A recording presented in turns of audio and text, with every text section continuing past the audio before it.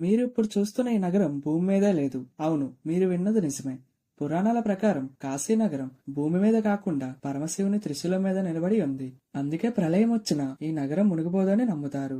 అంతేకాకుండా ప్రపంచంలోనే మనుషులు నిరంతరంగా నివసిస్తున్న అత్యంత పురాతన నగరం మన కాశీ. ప్రపంచంలో ఎన్నో నగరాలు పుట్టాయి, కాలగర్భంలో కలిసిపోయాయి. కానీ దాదాపు 3000 ఏళ్ల నుంచి ఇప్పటికీ నిరంతరంగా ప్రజలు నివసిస్తున్న ఏకైక నగరం మన వారణాసి. మార్క్ ట్వైన్ అనే రచయిత ఏమన్నారంటే, చరిత్ర కంటే పురాతనమైనది, సంప్రదాయం కంటే పాతది ఈ కాశీ అని. ఈ వీడియోలో మనం కాశీ రహస్యాలు, అక్కడి వింతలు, విశేషాలు ఈ వీడియోని చివరి వరకు చూడండి. హిందూ ధర్మం ప్రకారం కాశీ నగరం ఈ భూమి మీద పుట్టిన మొదటి నగరం. ప్రళయం వచ్చినప్పుడు కూడా ఈ నగరం మునిగిపోకుండా పరమశివుడు తన త్రిశూలం మీద కాపాడుతాడని పురాణాలు చెప్తున్నాయి. విష్ణువు బ్రహ్మ మధ్య ఎవరు గొప్ప అనే చర్చ జరిగినప్పుడు శివుడు ఒక పెద్ద వెలుగు స్తంభంలా ఇక్కడే ప్రత్యక్షమయ్యాడు. ఆ జ్యోతి వెలిగిన చోటే కాశీ విశ్వనాథ ఆలయం ఉంది. సృష్టి జరిగినప్పుడు విష్ణుమూర్తి తపస్సు చేయడానికి ఇక్కడికి వచ్చారని, ఆయన చెమట వల్ల ఇక్కడ చక్ర పుష్కరిణి కుండం ఏర్పడిందని చెప్తుంటారు. చరిత్రకారులు మరియు పురావస్తు శాస్త్రవేత్తల ప్రకారం మనుషులు నిరంతరంగా నివసిస్తున్న ప్రపంచంలోని అతి పురాతన నగరాల్లో కాశీ ఒకటి. క్రీస్తు పూర్వం 6వ శతాబ్దంలో భారతదేశంలో ఉన్న 16 గొప్ప రాజ్యాల్లో కాశీ ఒక శక్తివంతమైన రాజ్యం. అప్పట్లోనే తర్కం,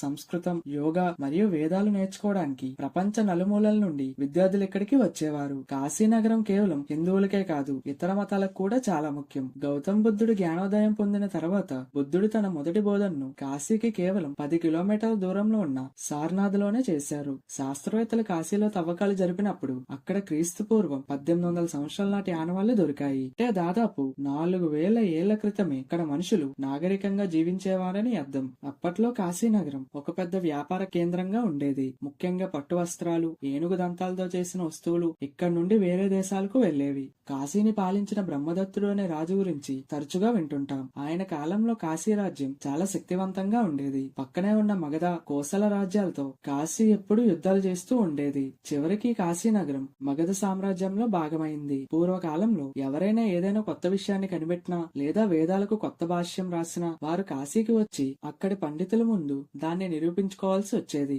ఆది శంకరాచార్యులు ఈయన కేరళ నుండి నడుచుకుంటూ కాశీకి వచ్చి ఇక్కడే తన ప్రసిద్ధ గ్రంథాలను పండితులకు వినిపించారు.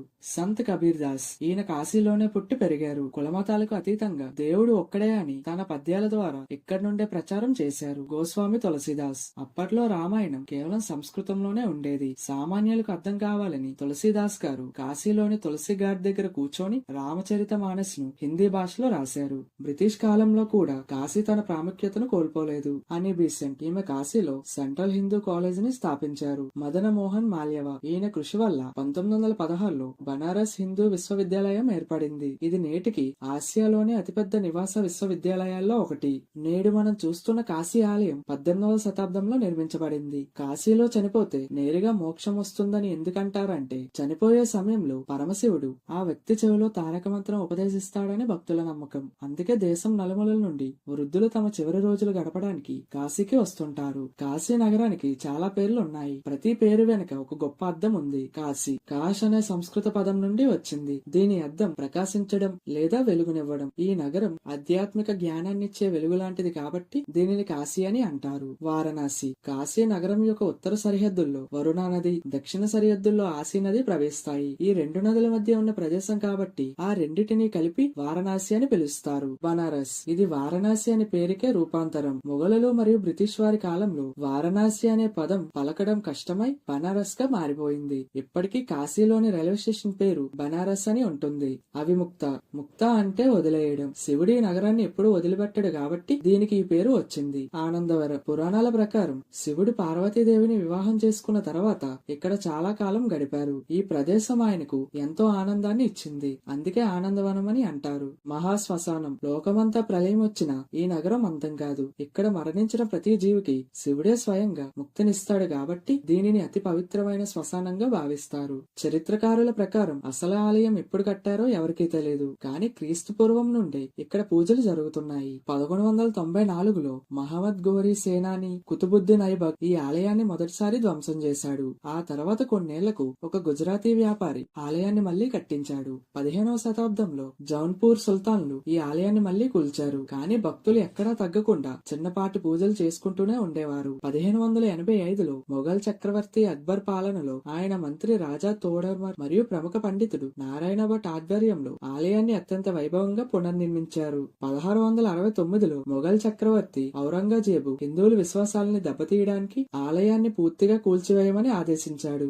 ఆలయాన్ని కూల్చివేసి దాని పునాదుల మీద జ్ఞానవాపి మసీదును నిర్మించారు. ఆలయాలు కూలిపోయినా ప్రజల నమ్మకం చావలేదు. కబీర్దాస్, తులసీదాస్ వంటి వారు సామాన్య ప్రజల భాషలో భక్తిని ప్రచారం చేస్తూ కాశీ సంస్కృతిని కాపాడారు. సుమారు 100 ఏళ్ల పాటు శివుడు ఒక చిన్న గుడిలోనే ఉండాల్సి వచ్చింది. ఇండోర్ మహారాణి అహల్యాబాయి గారు శివుని పట్ల ఉన్న భక్తితో 1780లో మసీదు పక్కనే ఇప్పుడు మనం చూస్తున్న ఈ కొత్త ఆలయాన్ని నిర్మించారు. 1839లో పంజాబ్ మహారాజు అయిన రంజిత్ సింగ్ ఈ ఆలయ గోపురానికి ఏకంగా 1000 కిలోల బంగారాన్ని విరాళంగా ఇచ్చారు. 100 ఏళ్లుగా ఆలయం చుట్టూ ఇరుకైన సందులు ఉండేవి. గంగా నదిలో స్నానం చేసి ఆలయానికి రావడానికి చాలా కష్టంగా ఉండేది. అయితే 2019లో భారత్ ప్రభుత్వం ఈ సమస్యను తీర్చడానికి ఒక భారీ ప్రాజెక్ట్ ని చేపట్టింది. 2021 డిసెంబర్ 13న ప్రధాని మోదీ ఈ కాశీ విశ్వనాథ్ కారిడార్ ని ప్రారంభించారు. ఇప్పుడు గంగా నది ఒడ్డు నుండి నేరుగా విశాలమైన మార్గంలో ఆలయానికి నడుచుకుంటూ వెళ్లవచ్చు. పురాణాల ప్రకారం ఒకానొక సమయంలో సృష్టికర్త అయిన బ్రహ్మదేవుడికి రక్షకుడైన విష్ణుమూర్తికి మధ్య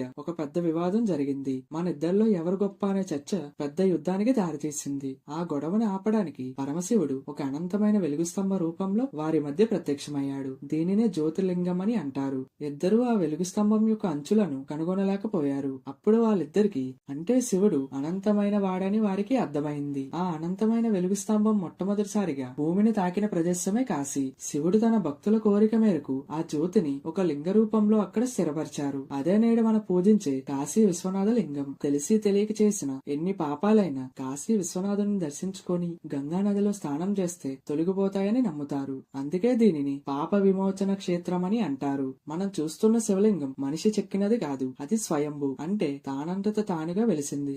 మీరు గమనిస్తే కాశీలోని ప్రధాన లింగం భూమి లోపలికి కొంచెం వంగి ఉంటుంది. దీనికి కారణం 100 ఏళ్ల క్రితం జరిగిన దాడుల సమయంలో దానిని కాపాడడానికి ప్రయత్నించినప్పుడు అలా మారిందని చెప్తారు. ఈ లింగానికి భక్తులు స్వయంగా నీళ్లు పోసి తాకి పూజించవచ్చు. ఇలాంటి అవకాశం వేరే ఏ జ్యోతిర్లింగ క్షేత్రంలోనే ఉండదు. ఆలయం పక్కనే జ్ఞానవాపి అనే బావి ఉంటుంది. దీని వెనక ఒక పెద్ద చరిత్ర ఉంది. 1669లో ఔరంగజేబు సైన్యం ఆలయాన్ని కూల్చడానికి వచ్చినప్పుడు అప్పటి ప్రధాని పూజారి శివలింగాన్ని కాపాడడానికి దాన్ని పట్టుకొని ఈ బావిలోకి దూకారు. ఆలయానికి ఉన్న 2 గోపురాలకు దాదాపు 1000 కిలోల స్వచ్ఛమైన బంగారం పూత పూసి ఉంటుంది. బంగారమే ఎందుకంటే గాలిలో ఉండే తేమ, గంగానది నుండి వచ్చే గాలులు ఆలయ శక్తిని తగ్గించకుండా ఈ బంగారు పూత రక్షణ కవచంలా పనిచేస్తుంది. కాశీ విశ్వనాథ్ ఆలయం నగర అనే ప్రత్యేకమైన శైలిలో నిర్మించబడింది. ఈ ఆలయంలో ప్రధానంగా 3 భాగాలుంటాయి. మొదటిది గోపురం, రెండోది గర్భాలయం, మూడోది భక్తులు నిలబడే మండపం. గర్భాలయంలోని శివలింగం ఒక వెండి పీఠం మీద ఉంటుంది. ఈ లింగం ముదురు గోధుమ రంగులో మెరుస్తూ కనిపిస్తుంది.